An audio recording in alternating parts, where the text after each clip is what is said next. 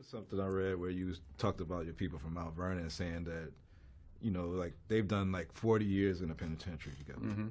So, and, incarceration rates in America has been a problem, especially as opposed to minorities.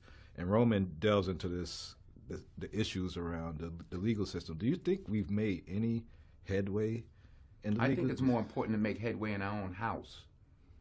By the time the system comes into play, the damage is done. They're not locking up 7-year-olds.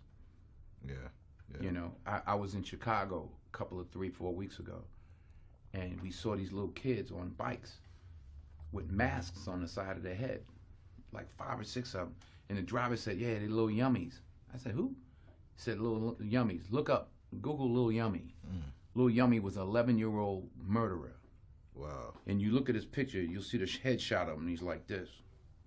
And he got murdered at 11 by a 14-year-old. Wow. Who's doing life now, and a 16-year-old. That makes no sense. You blame the system? Where was his father? Yeah. It starts in the house. It starts in the home. And well, my father got locked up. Well, where was his father? Yeah. Like I did talk about my 3 closest friends, and they did, 15 to 25. One did 28, this and that. I was the only one of the 3 that had a father in my life, even though my parents were together. But I still had a father who was a gentle man and a good example, and they didn't. We can blame the system if we want, but they didn't lock any of us up at 7. Yeah. We were all doing enough to get locked up at 13.